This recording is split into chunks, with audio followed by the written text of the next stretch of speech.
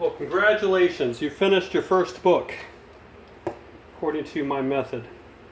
And at this point, the book is finished. And for these for a blank spine, you can carefully, write in the volume number and your name or whatever. Or, of course, once you get the handle of this and you really develop proficiency in your own style, you can be printing those out, as well as the tags. This is called a tag.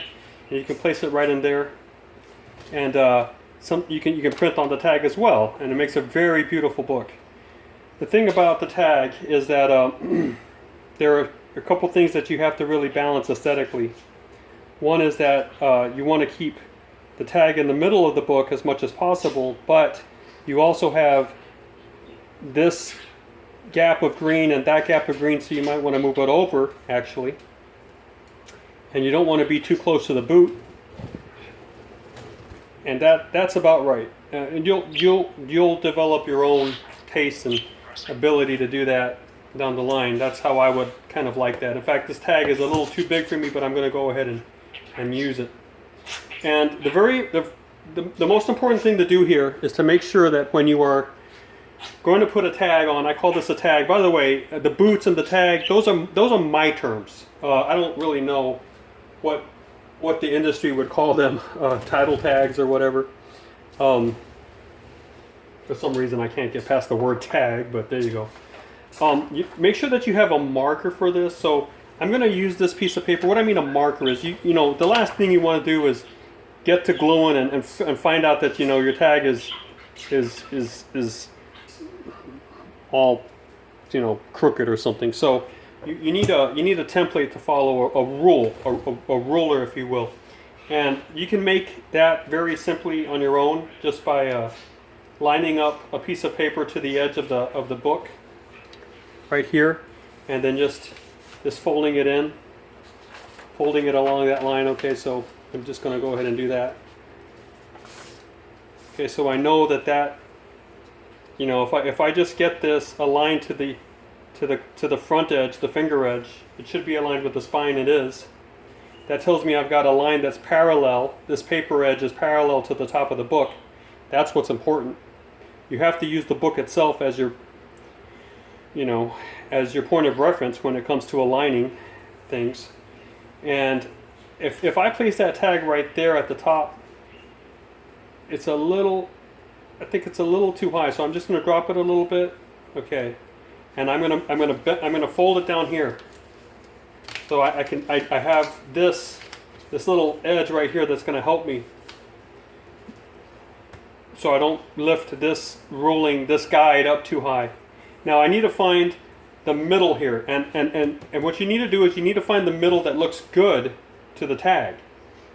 So this is what I'm talking about.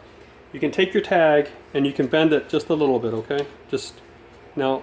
Put it right in half like that. Now right there, just tip it, just pinch it. It'll come out in the gluing, but I can see the middle there. That's my middle, and I'm going to move that around until I really like how it looks. I like how it looks right there, a little bit more over.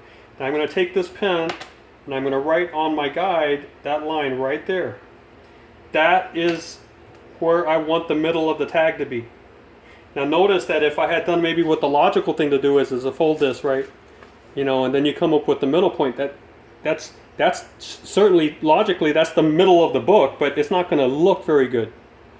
So you need to find the aesthetic middle, if you will, the visually pleasing points. There you have it. Now, the tag you get will always be marked. I'll throw in some tags just in case you want to put it on.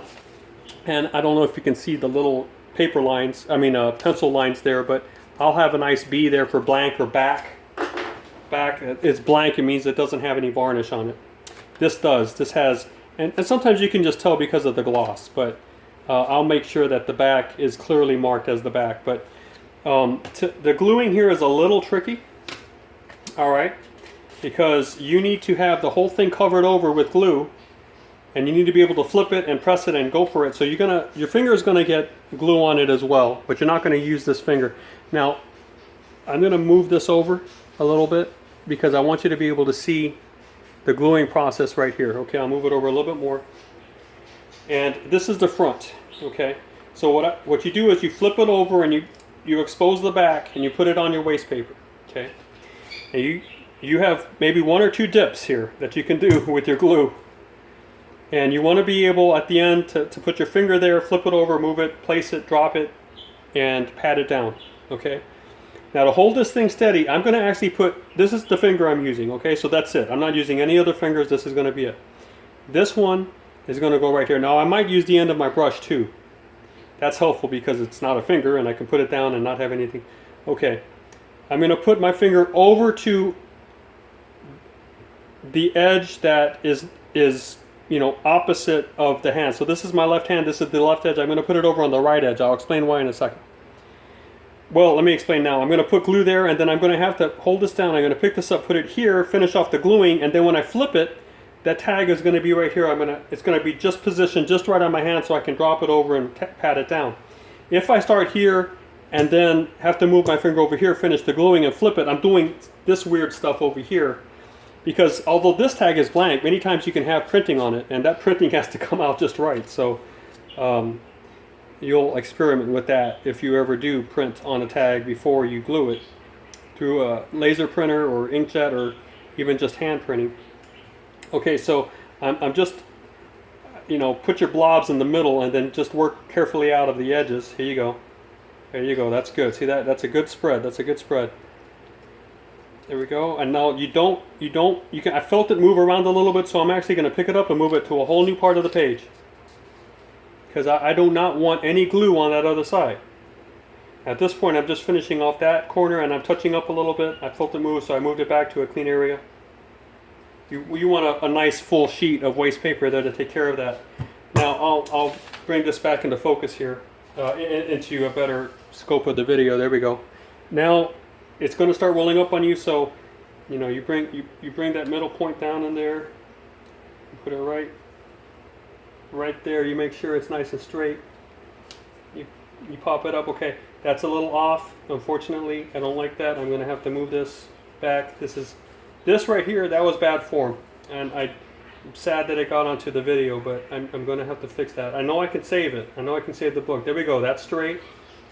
That's good. That's good. Now I did get some glue here, so I got to be very careful because of the varnish. I can pull that off, but I don't want to spread it off into the fabric. Okay, now I have glue on these fingers, so now I've got to be drying with these ones. And you just start in the middle and work out. Remember the sun, right? The sun, your sun's in the middle, and sunshine is going outward and up and out from the middle. And if you follow that method, you'll always really have great success in gluing, paper to fabric.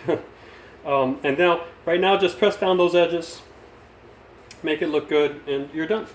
So that's the book, the finished book, and I can write there carefully, maybe draw some guiding lines, and I can ink somebody's name onto the book, and it'll still look okay. I like it how it looks when it comes through the toner, the actual laser printer, but I didn't opt to do that for this. And your kit will have blank material. Now I'm going to put a clean piece of paper. I saved this over here. This is clean. Put it right there, and let's put the weights back on, and let's just let it dry for about an hour.